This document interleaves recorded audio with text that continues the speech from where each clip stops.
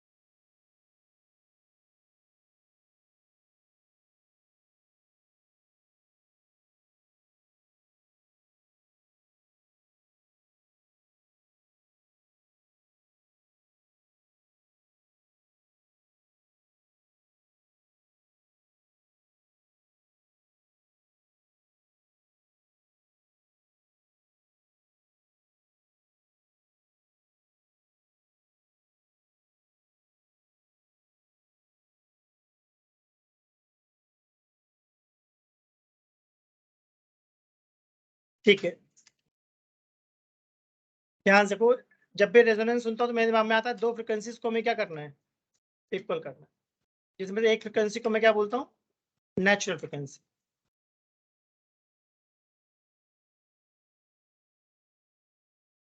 और दूसरी फ्रीक्वेंसी को हम बोलते हैं frequency of external energy source.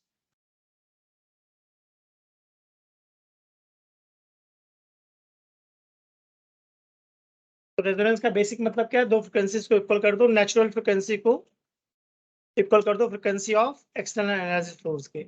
इससे होगा क्या, अगर फ्रीक्वेंसीज को हम इक्वल कर देंगे तो क्या होगा, amplitude of current becomes maximum. सबने नोटिस करा, अगर रेजोनेंस हो रहा है तो जो हमारा करंट है उसका एम्पलीट्यूड क्या हो जाएगा, मैक्सिमम।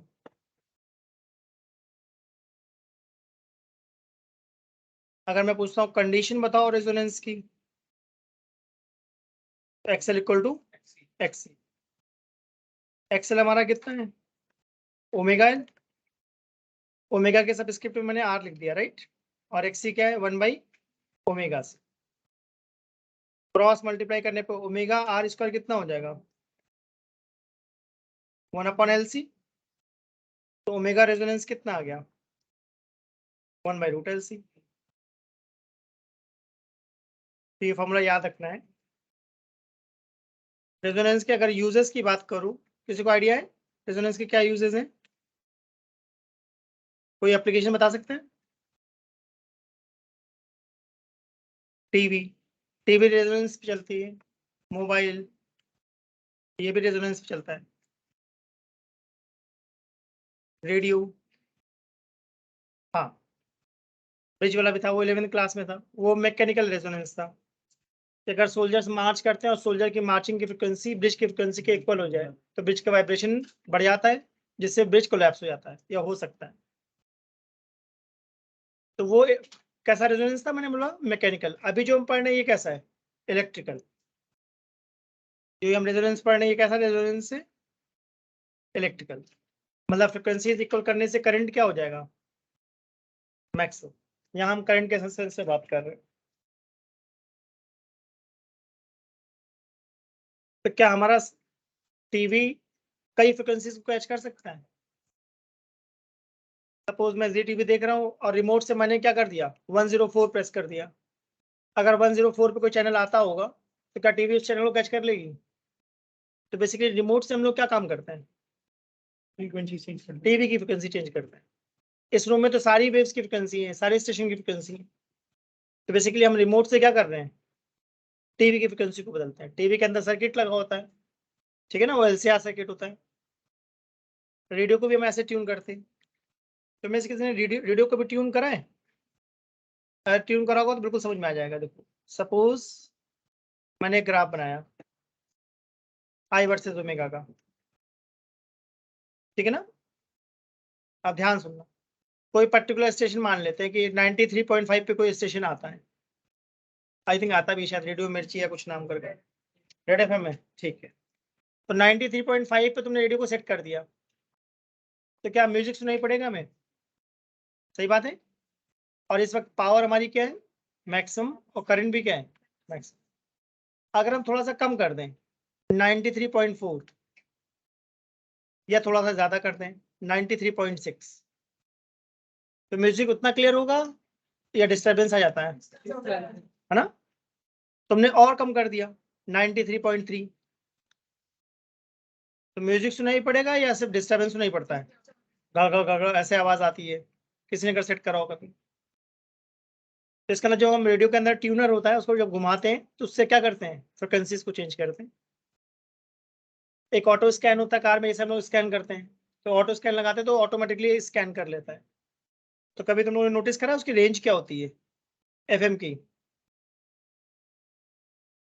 कभी भी किसी भी स्टेशन की रेंज चेक करना, अगर एफएम रेडियो है तो उसकी रेंज मैंने क्या बताई? 88 मेगाहर्ट्ज टू 108 मेगाहर्ट्ज। चेक करना। तो ऑटो स्कैन करते ही वो क्या करता है? 88 मेगाहर्ट्ज से स्कैनिंग करना शुरू कर देता है, और जितने भी स्टेशन होते हैं उनको स्कैन कर लेते हैं। तो अगर हम एक पर्टिकुलर रेडियो स्टेशन को सुनना चाहते हैं 93.5, तो अगर मैं रेडियो की फ्रिक्वेंसी 93.4 पे रखी है तो म्यूजिक सुनाई पड़ेगा क्लियर या डिस्टर्बेंस के साथ? बिल्कुल सही। अगर थोड़ा सा उसको और बढ़ा दिया 93.5 पे पहुंचा दी फ्रिक्वेंसी, तो बिल्कुल क्लियर म्यूजिक हो जाता है। करना तुम्हें फर्क महसूस होगा, एकदम से डिस्टर्बेंस गायब हो जाता है। तुमने और बढ़ा दिया 93.6 पे पहुंच गए तो डिस्टर्बेंस वापस आया, ठीक है ना? तो ये जो 93.5 पर्टिकुलर फ्रिक्वेंसी है ये गवर्नमेंट एलोकेट करती है, ठीक है। अगर कोई रेडियो स्टेशन टेलीकास्ट करना चाहता है तो अपने मन से करेगा या गवर्नमेंट एलोकेट करेगी? गवर्नमेंट एलोकेट करती। गवर्नमेंट के पास एप्लीकेशन जाता है, फीस देते हैं, फिर गवर्नमेंट कहती है कि आप इस पर्टिकुलर फ्रिक्वेंसी पे अपना टेलीकास्ट कर सकते हो। मोबाइल पे ऐसे काम करता है। जैसे एयरटेल का फोन यूज करता हूं मैं, और मान लो तुम यूज करते हो वोडा का, दोनों की फ्रिक्वेंसी सेम होगी अलग होगी? सेम फ्रिक्वेंसी होगी अलग होगी? अलग होती। अगर तुमने अपने मोबाइल पे जियो का सिम लगाया तो जियो का सिम का फ्रिक्वेंसी और एयरटेल की फ्रिक्वेंसी सेम होगी अलग होगी? अलग होगी, तभी तो पहचान पाता है वो, तभी पहचान पाता है। अगर सेम फ्रिक्वेंसी पे टेलीकास्ट करेंगे तो मोबाइल पहचान ही नहीं पाएगा किस सिग्नल को कैच कर रहा है। तो इसका मतलब एयरटेल हो गया, वोडाफोन हो गया, जियो हो गया, सबकी फ्रिक्वेंसी अलग अलग होती है। वैसे सेटेलाइट फोन्स भी होते हैं, राइट? सेटेलाइट फोन का कुछ आइडिया है? अभी आईफोन 14 ने लॉन्च करा है ना, उसमें सेटेलाइट फोन का फीचर दिया है। तो इसका मतलब सेटेलाइट के थ्रू डायरेक्ट कॉल कर सकते हो, तो वो और ज्यादा हाई फ्रिक्वेंसी पे काम करेगा क्या? जैसे मिलिट्री वालों के पास जो फोन होते होंगे उनकी फ्रिक्वेंसी लो होती होगी, हाई। वॉर हो रहा है सपोज बॉर्डर पे, तो प्रेसिडेंट को कॉल करा कि भाई क्या करना है, अपने मन से थोड़ी नहीं स्टार्ट कर सकते। अगर सामने से फायरिंग होने लगी तो लोग अपने मन से स्टार्ट कर देंगे या ऑर्डर चाहिए? प्रेसिडेंट के ऑर्डर चाहिए होते हैं। तो अगर प्रेसिडेंट ने यस कहा तभी फायरिंग शुरू होगी। अब मान लो प्रेसिडेंट का फोन बिजी जा रहा है समझ में आया? इसका मतलब एक अलग से हॉटलाइन होती है, उनको अलग से दी जाती है कि भाई किसी का भी फोन चल रहा हो कट करके सीधा जो जनरल वगैरह जो टॉप रैंक के लोग होते हैं उनकी कनेक्ट हो जाती है कॉल। ऑर्डर लेना होता है कि भाई फायरिंग करे, क्या करना है, होल्ड करना है। तो इसका मतलब जितनी हाई फ्रिक्वेंसी होगी वो सिग्नल उतना स्ट्रांग होगा। तो मिलिट्री वालों के पास जो होती है वो काफी हाई फ्रिक्वेंसी होती है। नॉर्मल जो हम फोन करते हैं वो मीडियम फ्रिक्वेंसी होती है, बट वो भी गीगाहर्ट्ज में होती है। एफएम की मैंने बताई मेगाहर्ट्ज में होती है, 88 मेगाहर्ट्ज टू 108 मेगाहर्ट्ज। जैसे एफएम में वैसे एक एएम होता है रेडियो में, उसकी फ्रिक्वेंसी और लो होती है। तो एफएम की क्वालिटी काफी ज्यादा अच्छी होती है, ठीक है ना? तो देखते हैं, इसको और डिस्कस करते हैं। पहले ग्राफ समझ में आया क्या बताना चाह रहा हूँ? तो जो मैंने पॉइंट्स बनाए पी नॉट और आई नॉट दिख रहे हैं, वैसे मैंने 2 पॉइंट्स और बना दिए, P not by 2, I not by 2। In points में कुछ खास बात दिख रही है? इनका नाम है हाफ पावर पॉइंट्स। तो हाफ पावर पॉइंट्स क्यों कहते हैं, समझ में आ रहा है? क्योंकि इन फ्रिक्वेंसी से पावर क्या हो गई है, हाफ।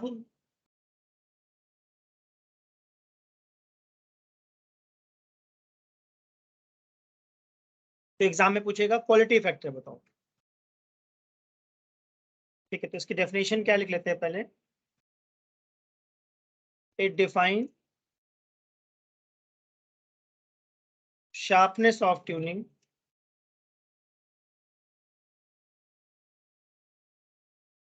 at resonance.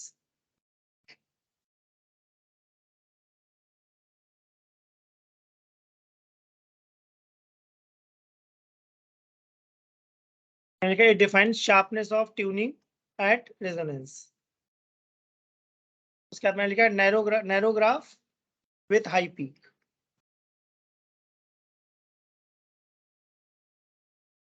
इसका मतलब हम ऐसा ग्राफ चाहते हैं जिसका पीक कम हो या ज्यादा हो, ज्यादा हो, और कैसा हो, ब्रॉड हो या नैरो हो। जैसे देखो मैंने दो ग्राफ बना दिए, क्या, एक ब्लैक कलर से और रेड कलर से, वही बता रहा हूँ। क्यू मतलब क्वालिटी फैक्टर, क्यू फैक्टर मतलब क्वालिटी फैक्टर।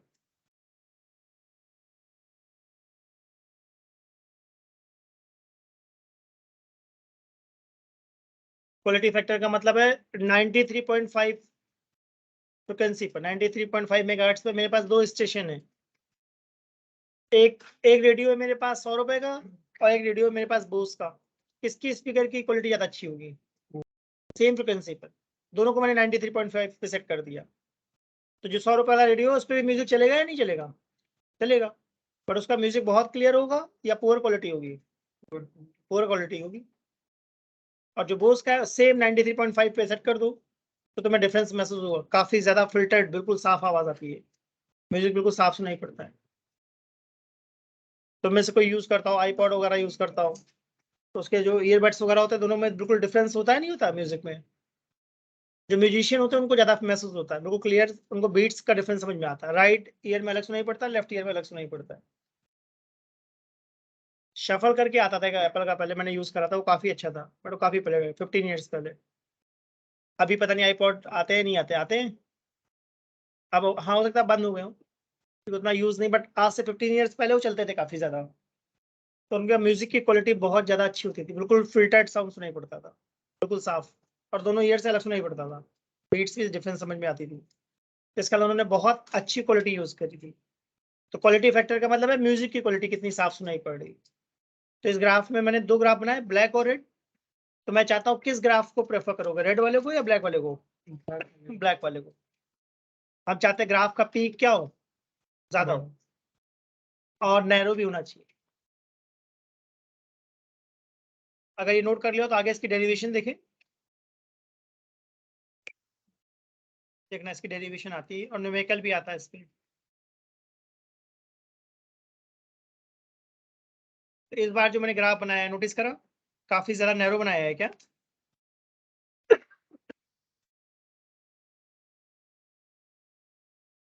ठीक है, जहाँ पे पीक है उसको हम लोग क्या नाम देते हैं, ओमेगा नॉट या ओमेगा रेजोनेंस, एक ही बात है। यहाँ पे पावर कितनी, पी नॉट, और करंट कितनी है, पाई नॉट। अब ध्यान देना, मैंने एक पॉइंट और ले लिया है, ओमेगा वन। इस ओमेगा वन पे पावर क्या हो गई है, हाफ, और करंट क्या हो गई है? क्या ऐसा कोई फॉर्मूला होता है, power is proportional to I square, पढ़ा तुम लोगों ने? तो अगर पावर को हाफ कर दिया तो करंट क्या हो जाएगी, 1/2, 1/4 या 1/√2? बताओ भाई, 1/4 का ही लोग लगता है, सोच लो आराम से।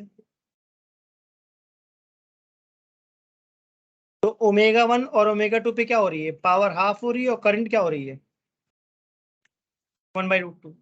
1/4 मत कर देना, पावर को हाफ करने का मतलब है करंट को 1/√2 करना। क्या ओमेगा नॉट और डेल्टा ओमेगा में कुछ डिफरेंस है? ध्यान दो ग्राफ को।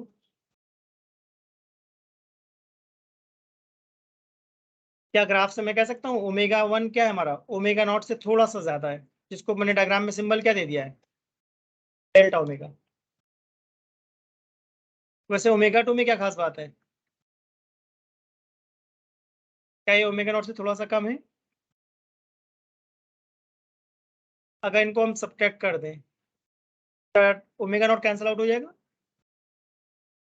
और हमारे पास क्या बचेगा, ओमेगा 1 माइनस ओमेगा 2, जो किसके इक्वल आ गया, 2 डेल्टा ओमेगा। इस ओमेगा 1 माइनस ओमेगा 2 को हम लोग बोलते हैं बैंड विड्थ।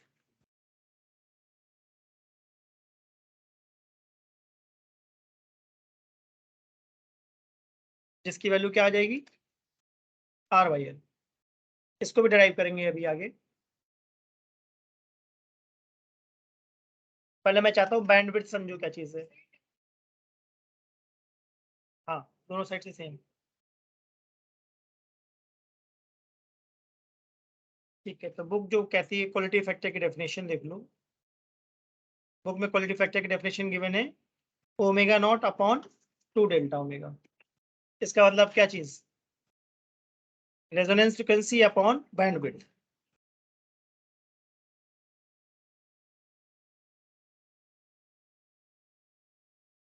हम लोग क्या चाहते हैं, क्वालिटी हाई हो या लो।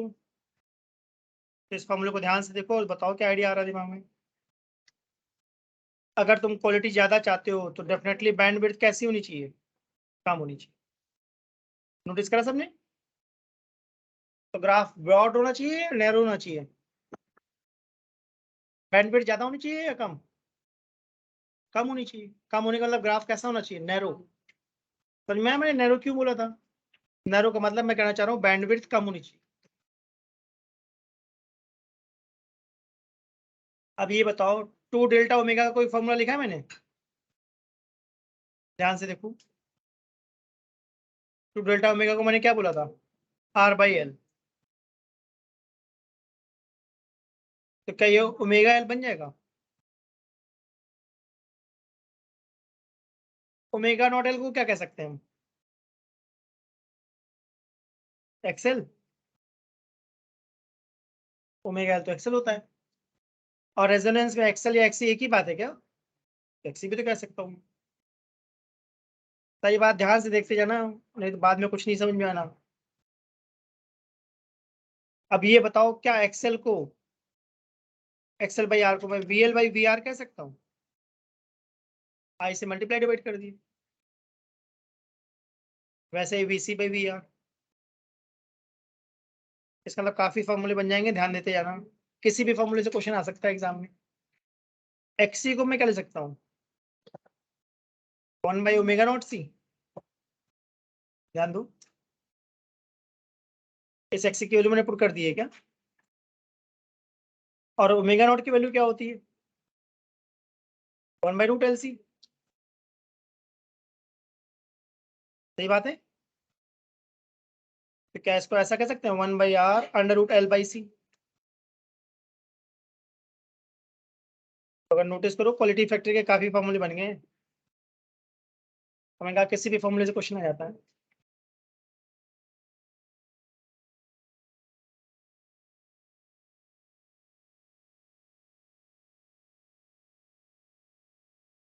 वन, मतलब मैंने ओमेगा नॉट की वैल्यू पुट करी है, मैंने ओमेगा नॉट की वैल्यू पुट करी है 1 बाई रूट एल सी।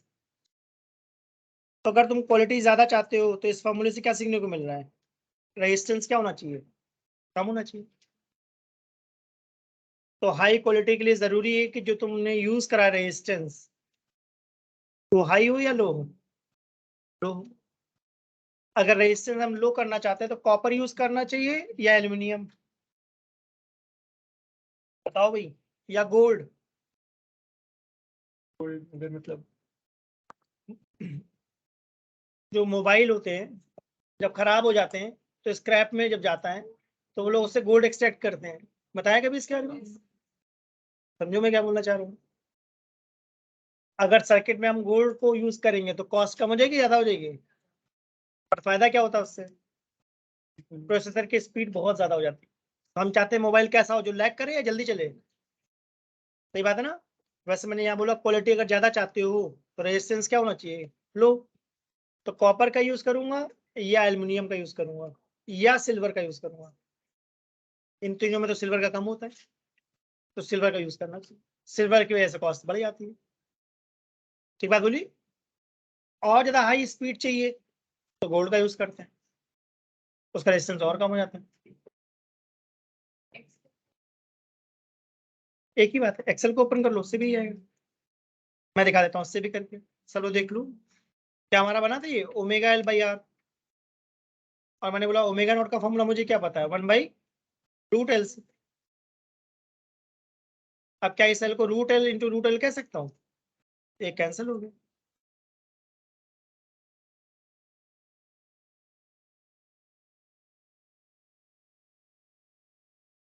चाहे एक्सी को ओपन करो चाहे एक्सएल को ओपन करो, एक ही बात है।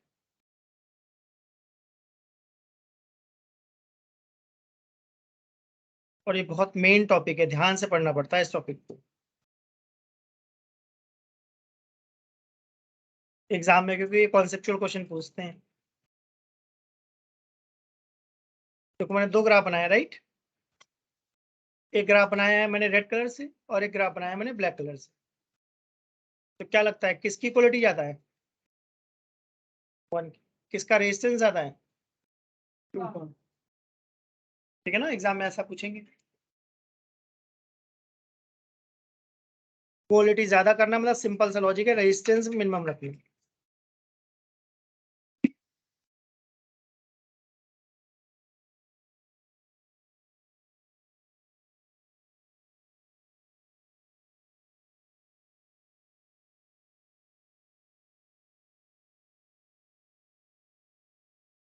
रेजोनेंस है, हाँ। ओमेगा नॉट सेम ही, ओमेगा नॉट एक पर्टिकुलर वैल्यू है, राइट, जिसको मैं ओमेगा नॉट लिखना चाहता हूँ, क्या उसकी एक पर्टिकुलर वैल्यू है 1/√LC, सही है। ओमेगा नॉट है 1/√LC, ओमेगा 1 स्लाइटली मोर है, ओमेगा 2 स्लाइटली लेस है। और इन पे क्वेश्चन तभी बना पाओगे जब ये कॉन्सेप्ट समझ में आ रहा हो क्या बताया जा रहा है। बैंडविड्थ का मतलब मैंने बोला ओमेगा 1 माइनस ओमेगा 2 या 2 डेल्टा ओमेगा या फिर R/L। अभी मैंने ये प्रूव करके नहीं दिखाया कि R/L कैसे आया, वो मैं अभी करके दिखाऊंगा, और थोड़ा टिपिकल है, ध्यान से देखना। बट अभी एज अ रिजल्ट याद रखो, बैंडविड्थ का फॉर्मूला है 2 डेल्टा ओमेगा या फिर R/L, और क्वालिटी फैक्टर का फॉर्मूला है omega naught by 2 delta omega. जितना बैंडविड्थ कम रखोगे क्वालिटी फैक्टर उतना ज्यादा होगा, इसका मतलब म्यूजिक की क्वालिटी उतनी साफ सुनाई पड़ेगी। ठीक है, आई होप यहाँ तक की बात सबको समझ में आई।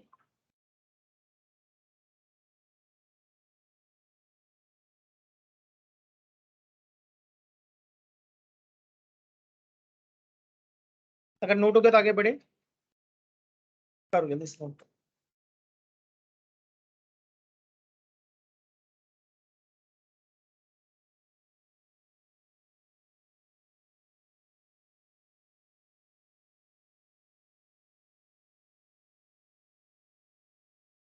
फिजिक्स में किसी भी टॉपिक पे बहुत अच्छे क्वेश्चन बन सकते हैं, किसी भी टॉपिक पे।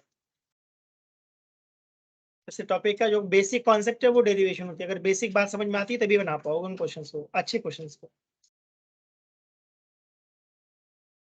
ठीक है, अब ध्यान दो, क्या मैंने ऐसा बताया था ओमेगा 1 माइनस ओमेगा 2 किसके इक्वल था?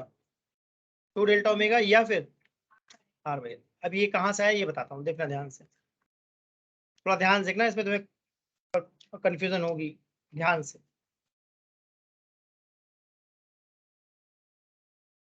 क्या मैंने ओमेगा नॉट डिफाइन कर दिया था? ठीक है ना, ओमेगा नॉट पे पावर कितनी थी? P0, करंट कितनी थी? I0, और Z कितना था? R। रेजोनेंस में Z मिनिमम होता है क्या? किसके इक्वल होता है? R के। सही बात बोली। अब ओमेगा 1 पे क्या खास बात थी? पावर क्या हो गई थी? हाफ। करंट क्या हो गई थी? 1/√। Z क्या हो जाएगा? सोचो, क्या ऐसा होना चाहिए? अगर करंट 1/√2 हो रहा है, इसका मतलब Z क्या हो रहा है? √2 टाइम्स। अगर नहीं समझ में आ रहा तो यहाँ से देखो, V equal to IZ। Input voltage तो फिक्स है, तो Z किस पे डिपेंड कर रहा है? 1/I पे। अगर करंट हमारी क्या हो रही है? 1/√2 टाइम्स, तो Z क्या हो रहा है? √2 टाइम्स। वैसे ओमेगा 2 पर मुझे क्या लिखना चाहिए, P not by 2 I not by √2 and Z क्या हो जाएगा √2r।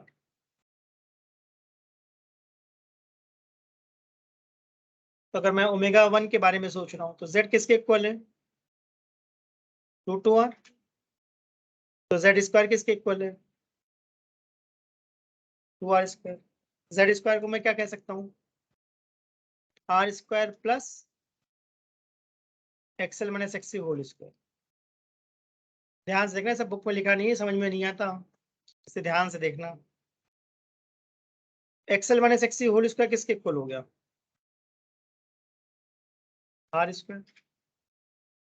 एक्सएल माइनस एक्ससी किसके इक्वल हो गया और हाँ सही है। एक्सएल को क्या लिखूंगा ओमेगा 1l, एक्ससी को 1 by omega 1c equal to R. ठीक है, ओमेगा 1 पे एक्सएल और एक्ससी में कौन बड़ा था एक्सएल। अब अगर मैं ओमेगा 2 के बारे में सोच रहा हूँ तो ओमेगा 2 पे एक्सएल और एक्ससी में कौन बड़ा होगा एक्ससी।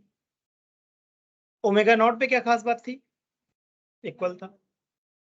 अगर माउंटेन के राइट साइड जाओगे तो कौन ज्यादा होगा एक्सएल या एक्ससी। एक्सएल, राइट साइड जाओगे, राइट साइड जाने पे ओमेगा बढ़ता है। और सुनो ध्यान से, नहीं तुमको लिंक नहीं मिलेगा कहाँ के बाद मैं कहाँ कर रहा हूँ, और बुक में तो बिल्कुल नहीं मिलेगा। लेफ्ट में जाओगे तो क्या होगा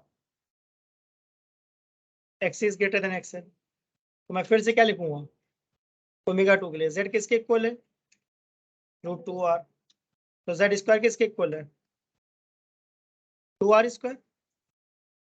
जेड स्क्वायर को क्या लिखूंगा आर स्क्वायर प्लस, नोटिस करना इस बार मैंने एक्ससी माइनस एक्सएल लिखा है, तभी नोटिस करा इस बार कौन बड़ा है एक्ससी, तो एक्ससी माइनस एक्सएल लिखना।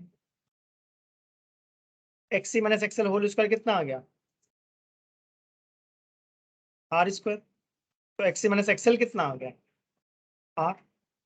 एक्ससी को क्या लिखूंगा 1 बाई ओमेगा 2c। एक्सएल को क्या लिखेंगे omega N equal to R. अब मैं चाहता हूँ इन दोनों क्वेश्चन को ध्यान से देख लो।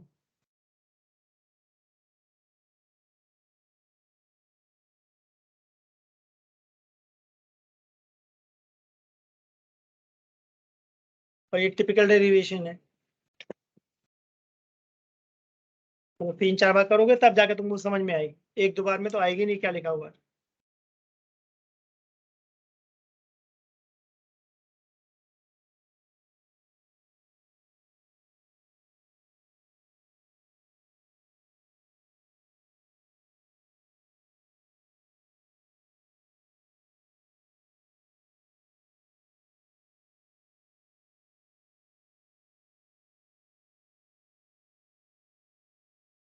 ये दोनों क्वेश्चन ठीक से लिखना, अभी आगे जरूरत पड़ेगी।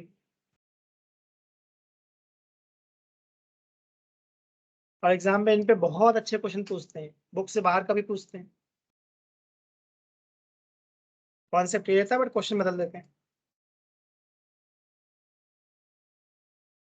तो जो भी मैं ग्रुप पे पेपर भेजता हूँ उनको अटेम्प्ट करो, जहाँ फंसो मुझसे डाउट लो, अटेम्प्ट करूँ।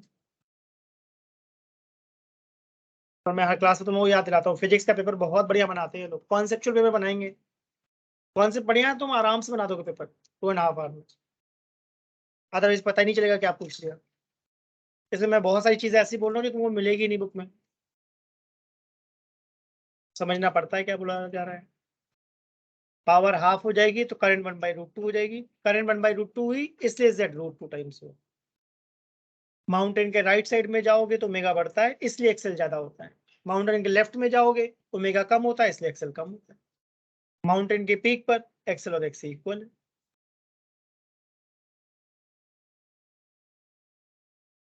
और बहुत ज्यादा करने की जरूरत है, थोड़ा थोड़ा करते रहो बन जाएगा, बट करते रहो।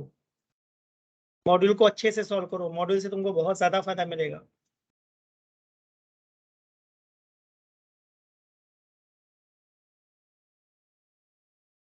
अगर ये हो गया तो आगे बढ़े। ठीक है, तो पहली क्वेश्चन हमने क्या बनाई है, नोट करो। फर्स्ट और सेकंड क्वेश्चन को ध्यान से देख लो, ये भी आगे यूज होंगी।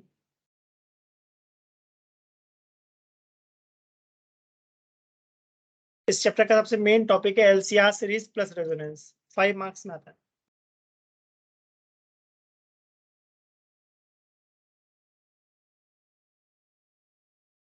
अगर तुम्हें एलसीआर आता और एग्जाम में एलआर आ गया तो क्या करूंगा मैं। अगर हमें एलसीआर आता और एग्जाम में एलआर आ गया, सी नहीं है तो फॉर्मूले से सी गायब कर देना, सीआर आ गया तो एल गायब कर देना। तो इसका मतलब तुमको अगर एलसीआर आता तो कॉम्बिनेशन अपने आप आते हैं, कॉम्बिनेशन बताने की जरूरत नहीं पड़ती। एलसीआर में मान लो एल नहीं है तो मैं फॉर्मूला क्या लिखूंगा, z equal to under root R square plus X square, XL को गायब कर देना बस। इसीलिए मैं कह रहा हूँ एलसीआर ध्यान से देखो, अगर एलसीआर आता तो सारे बन जाएंगे। ठीक है, तो पहली क्वेश्चन क्या बनी थी देखते हैं। पहली क्वेश्चन बनी थी हमारी ओमेगा 1l माइनस 1/ओमेगा 1c is equal to R, right. Second question क्या बनी थी, 1/ओमेगा 2c minus omega 2l equal to R, सही है? ठीक है, अभी क्वेश्चन 1 और 2 को देखकर क्या लग रहा है, ऐड करूं सब्ट्रैक्ट करूं।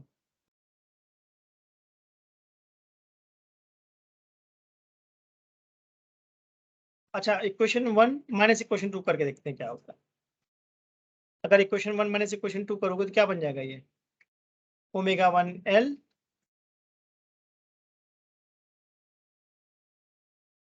माइनस 1/ओमेगा 1c माइनस 1/ओमेगा 2c plus omega 2l equal to R minus are.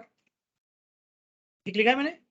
अगर सब्ट्रैक्ट करोगे तब इन दोनों में एल कॉमन ले लो, क्या बन जाएगा ये ओमेगा 1 प्लस ओमेगा 2, और मैंने 1/-1/c भी कॉमन ले लिया है।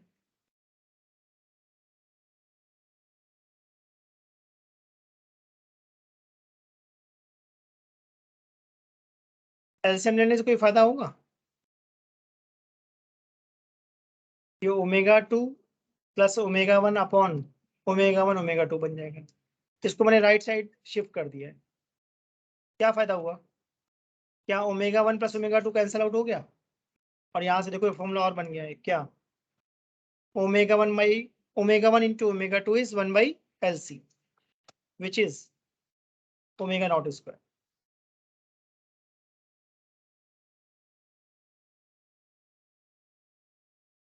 अभी फॉर्मूला कहीं लिखा ही नहीं है, पता ही नहीं होता, क्वेश्चन आते हैं मगर इन पे तभी नोटिस करा। 1/√LC किसके इक्वल होता है, ओमेगा 0 होल स्क्वायर कर दिया। तो क्या 1/LC को ओमेगा 0 स्क्वायर कह सकता हूँ। थोड़ा मैथमेटिकली समझोगे तो मैं ज्योमेट्रिकल मीन बोलूंगा, जिनके पास मैथमेटिक्स से समझो मैंने क्या बोला। Resonance frequency is geometrical mean of omega 1 and omega 2।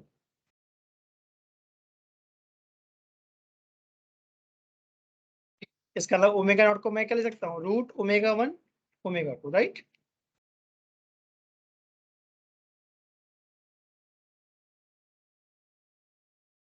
हमने इक्वेशन को ऐड किया था या सब्ट्रैक्ट किया था, सब्ट्रैक्ट। अब ऐड भी करूंगा, पहले यहाँ तक नोट करूँ।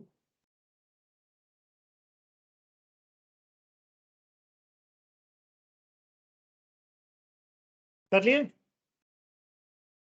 पहली क्वेश्चन क्या थी, ओमेगा 1l माइनस 1/ओमेगा 1c इज आर, 1/ओमेगा 2c minus omega 2l is equal to R. अब इनको मैं क्या करना चाहता हूँ, ऐड। चलो भाई मेरी हेल्प करो, कैसे ऐड करोगे बताओ। क्या मैं एल कॉमन ले सकता हूँ,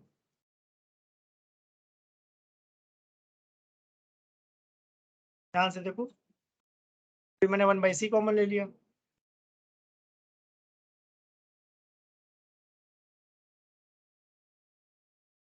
एलसीएम लेने से कुछ फायदा होगा?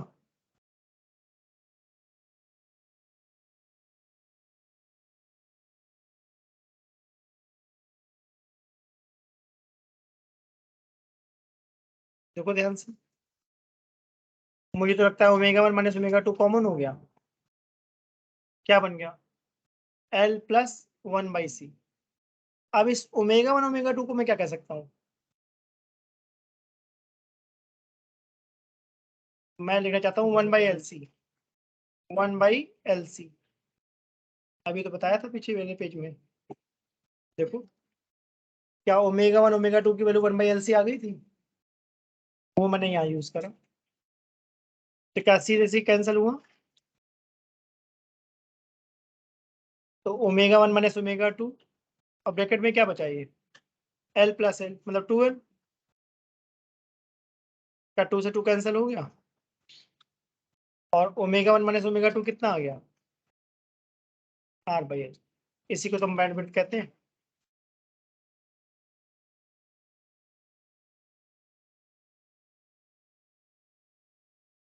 तो अगर एग्जाम में डेरिवेशन आती तो 99% लोग कुछ नहीं कर पाते।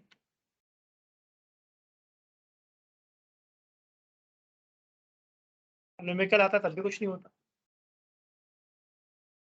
अच्छी प्रैक्टिस होगी तभी बनेगा।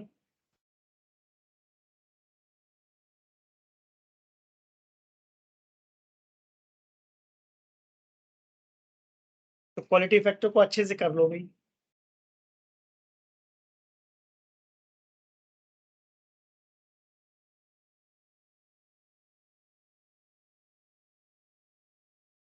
और मैंने कहा ये वाला प्रूफ 2-3 बार लिखोगे उसके बाद ही तुम्हें परफेक्शन होगा। 1-2 बार में तो कुछ होता ही नहीं, पता भी नहीं चलेगा। स्टार्ट करोगे अटक जाओगे, एंड तक नहीं पहुंच पाओगे। तो काफी बड़ा प्रूफ है क्या, अगर ध्यान दो तो। काफी ज्यादा कुछ करना है इसके अंदर।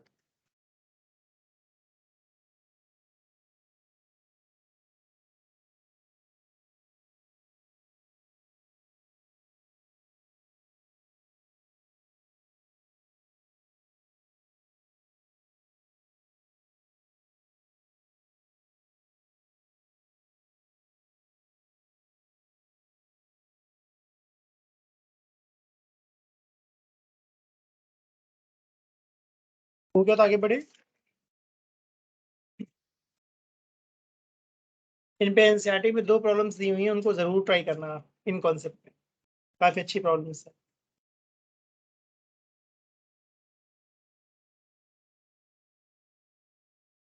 जो भी कॉन्सेप्ट बताया जाए उन पे क्वेश्चन करना बहुत जरूरी है, अदरवाइज कॉन्सेप्ट पहचान ही नहीं पाओगे एग्जाम में।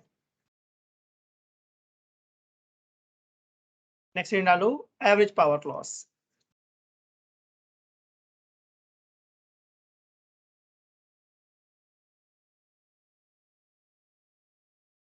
अभी डिस्कस कर लेते हैं average power loss in LCR series.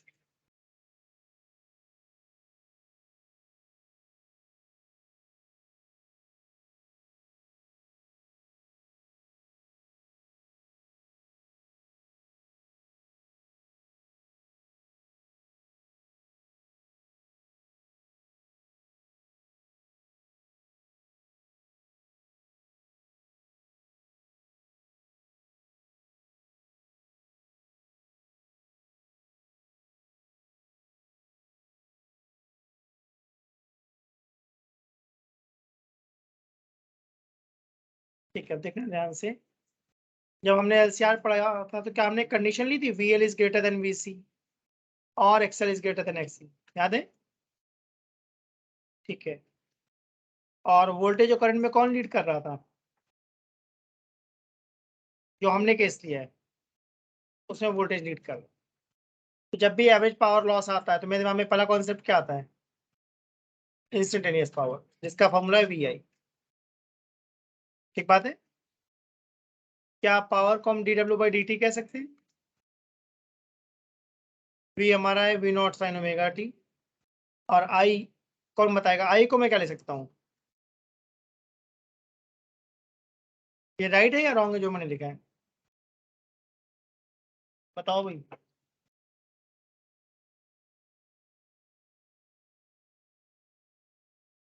हाँ नो, सही कह रहे हो, ओमेगा टी -5 आएगा। डायग्राम देखो जो मैंने बनाया है। इस डायग्राम से मैं क्या बताना चाह रहा हूँ, करंट लीड कर रही है या लैग कर रही है? लैग कर रही, सही बात है।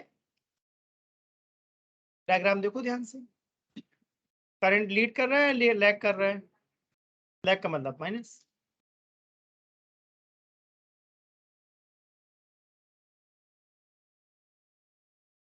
जो भी टॉपिक पढ़ाया है उन पे ज्यादा से ज्यादा क्वेश्चंस बनाओ। ध्यान देना, मैंने 2 से मल्टीप्लाई डिवाइड कर दिया। इसको करने से क्या फायदा होगा? किसी कोई आइडिया मैं ऐसा क्यों कर रहा हूँ? मुझे फॉर्मूला याद आ रहा है मैथ्स का, 2 sin a sin b। होता है कोई फॉर्मूला ऐसे? बताओ क्या होता है? cos a minus b बढ़िया, perfect, very good. cos a minus b minus cos a plus b, right? यहाँ माइनस आना चाहिए। सब लोग बताओ ठीक लिखा है मैंने ये फॉर्मूला?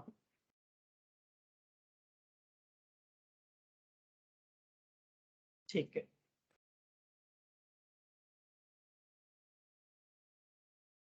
ध्यान देना। जो ब्रैकेट के अंदर 2 था, ध्यान दिया, उसको मैंने क्या कर दिया, √2 इंटू √2 लिख दिया है। और राइट वाले ब्रैकेट को क्या लिखूंगा मैं, cos a minus b minus cos a plus b।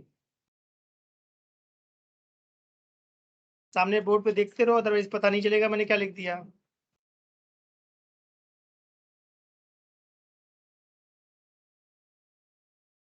और जिनके पास मैथ्स नहीं हो तो जरूर ध्यान से देखें क्या लेकर आऊंगा।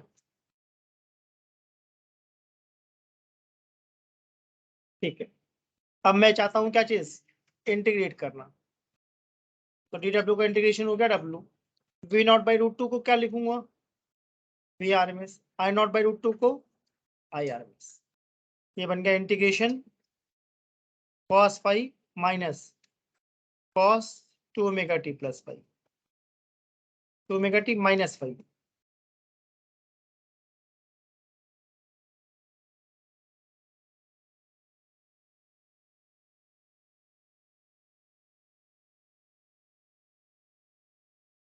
D T. और लिमिट में क्या लगाऊंगा, 0 से लेकर t तक। एवरेज पावर का क्या मतलब होता है, total work upon total time. क्या ऐसा बन गया, V RMS I RMS। ध्यान देना, cos फाई का इंटीग्रेशन क्या होगा, cos फाई इंटू टी। और cos 2 omega T minus phi का क्या होगा, sine 2 omega T minus phi upon 2 omega. Limit apply कर दी 0 टू t। ये बन जाएगा V RMS I RMS cos phi, V RMS I RMS cos phi.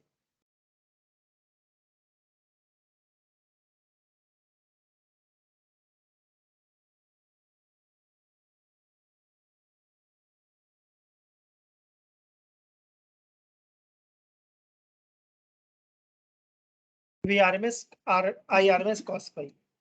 इस cos फाई को हम बोलते हैं पावर फैक्टर।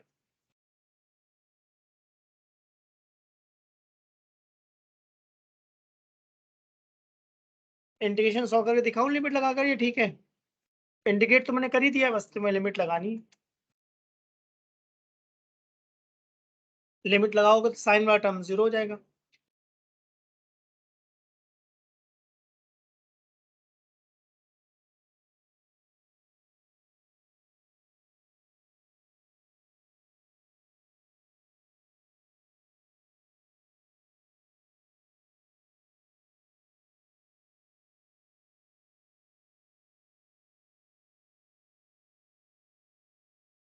एवरेज पावर का फॉर्मूला है VI cos फाई।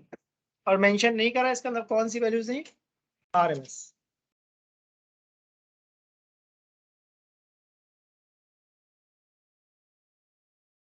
तो अगर तुम नोटिस करो इस चैप्टर में काफी डेरिवेशंस हैं, और इनका तो एक ही रूल है, 2 टाइम्स 3 टाइम्स 4 टाइम्स लिखो जब तक दिमाग में सेट ना हो जाए।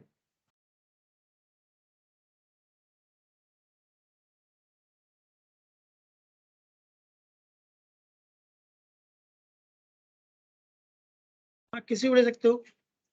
मैं अज्यूम कर रहा हूँ कि x is greater then x. उल्टा भी कर सकते हो, उससे भी सेम ही रिजल्ट आएगा।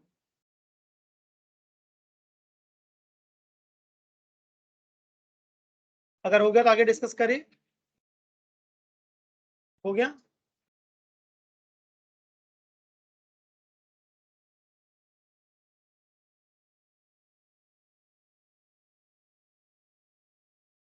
कॉस पाई डिस्कस करेंगे उसी को अब आगे।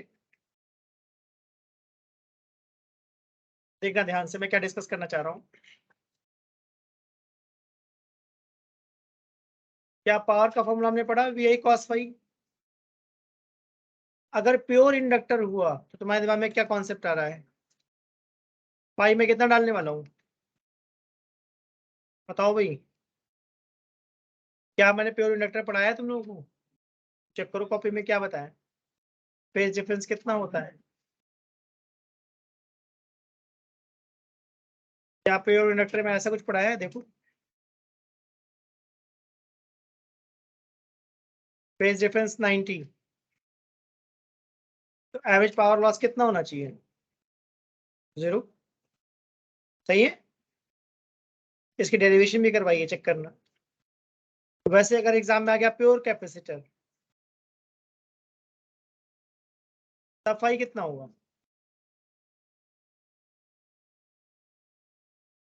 0। Very good. ये सब ध्यान से देखते जाओ, बुक में बिल्कुल तुमको नहीं मिलेगा ऐसा पैसा।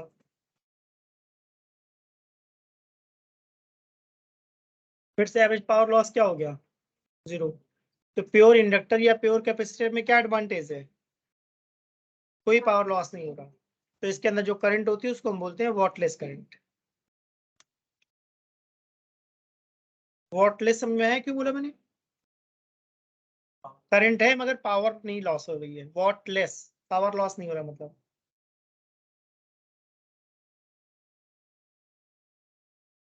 अगर प्योर रेजिस्टेंस आ गया तो फाई कितना होना चाहिए? 0। तो अगर तुम लोग पहचान पा रहे हो तो क्या एक हिसाब से ये टॉपिक 1 2 3 का रिवीजन था। टॉपिक 1 2 3 जो मैंने पढ़ाया था, pure resistor, pure capacitor, pure inductor, वो सारी चीजें तो यहाँ से आ रही हैं। मैंने बहुत क्लियरली बोला अगर तुमको इस चैप्टर में एलसीआर सीरीज आता है तो बाकी सब हो जाएगा। एलसीआर सीरीज आना चाहिए। तो इस बार एवरेज पावर लॉस क्या लिखूंगा मैं? वी आई कॉस 0, मतलब वी आई। तो वी आई को आई स्क्वायर आर भी कह सकते हैं क्या, या वी स्क्वायर बाई आर कह सकते हैं? तो इसका मतलब यूनिवर्सल फॉर्मूला मुझे कौन सा दिख रहा है? वी आई कॉस पे। अगर ये आता है तो सारे पावर निकल जाएंगे। तुम लोग अभी इम्पिडेंस ट्रायंगल बताया है ऐसा? चेक करूं तो क्या वहां पर tan फाई निकलवाया था? आज मैंने क्या निकाला है? Cos phi. और इस कॉस फाई को हम क्या बोलते हैं? Power factor.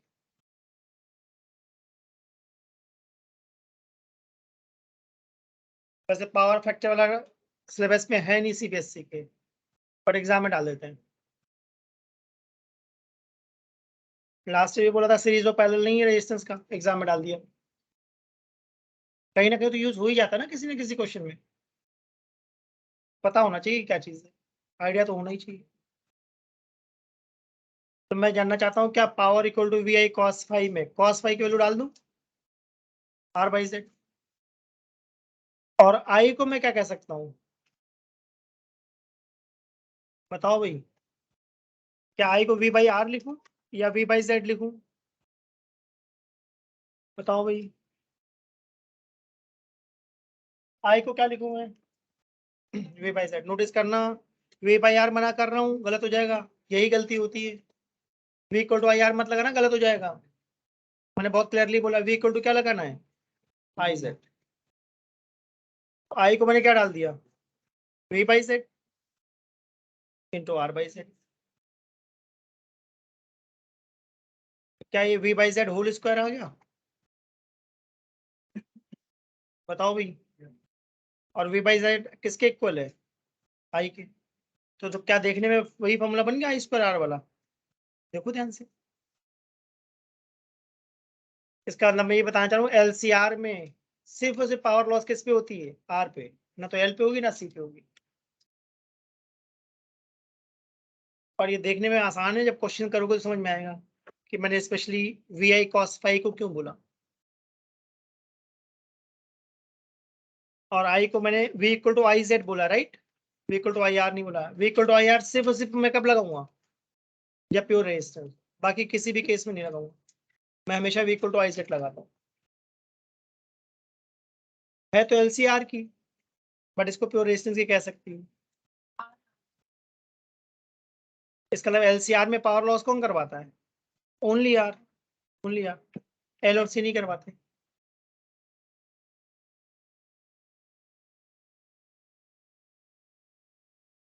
नहीं नहीं, R अलग होता है, Z अलग होता है। वो इक्विवेलेंट रेजिस्टेंस है, फर्क है। वो क्वेश्चन करोगे तो समझ में आएगा। मैं कह रही हूँ देखने में कैसा लग रहा है, आंसर सेम नहीं आएगा, आंसर सेम नहीं आएगा। LCR में I स्क्वायर R लगाओगी और रजिस्टर में I स्क्वायर R लगाओगी, आंसर बदल जाएगा। बताता हूँ, चलो देखना ध्यान से, ध्यान से देखना मैं क्या बोलना चाह रहा हूँ। क्या मैंने बहुत क्लियरली बोला V इक्वल टू IZ होता है? सही बात है ना? क्या मैंने तुम लोगों को रेजोनेंस का मतलब बताया? XL equal to XC। tan phi का फॉर्मूला क्या था?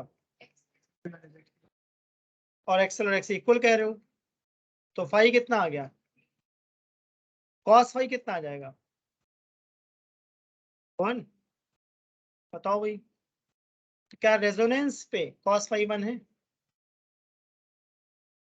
और जब भी रेजोनेंस होता है तब Z किसके इक्वल होता है? R के। तो मैं बताना चाह रहा हूँ, मैं V इक्वल टू IZ और IR दोनों फॉर्मूले यूज करता हूँ, बट कौन सा फॉर्मूला यूनिवर्सल है? V इक्वल टू IZ, ये कभी गलत नहीं होगा। तभी तो मैंने कहा कि वो फॉर्मूला सीखो ना जो यूनिवर्सल हो। V इक्वल टू IZ हमेशा लगेगा, चाहे रेजोनेंस हो चाहे रेजोनेंस ना हो। अब अगर तुमने प्रैक्टिस से अडॉप्ट करी V इक्वल टू IR की, और एग्जाम में रेजोनेंस आया, फिर तो बच जाओगे। बट अगर रेजोनेंस नहीं है तो गलत, फिर गलत हो जाएगा।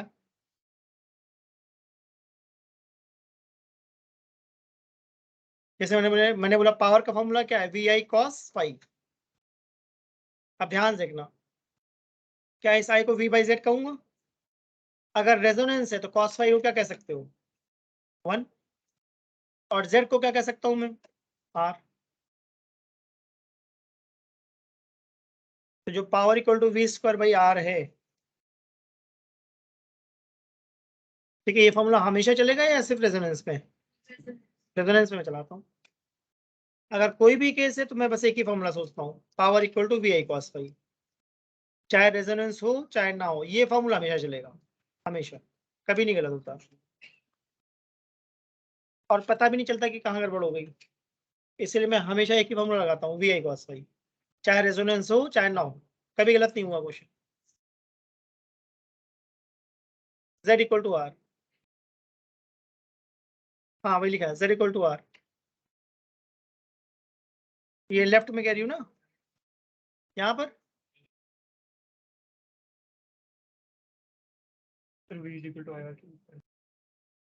इसमें मैंने लिखा है Z minimum equal to R at resonance.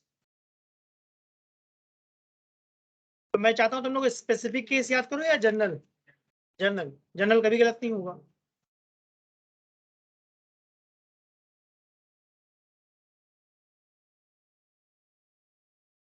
तो रेजिस्टेंस में वो चल जाएगा।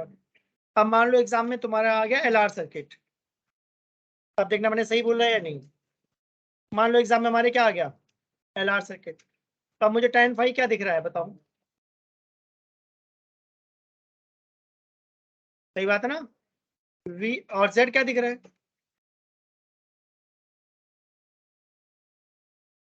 ठीक हो, गायब कर दिया। अब मान लो एग्जाम में आ गया CR, तो इस बार मैं किसको गायब कर दूंगा? L को। tan फाई क्या लिखूंगा? XC अपन। Z को क्या लिखूंगा?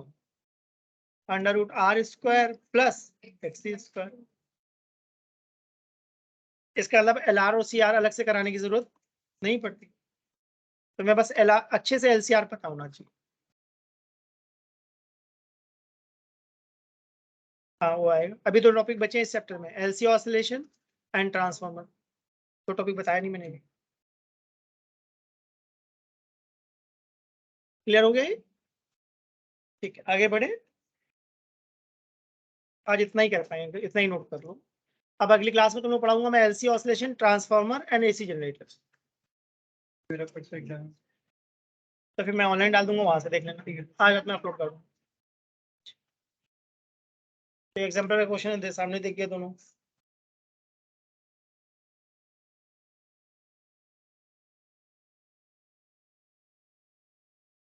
Next time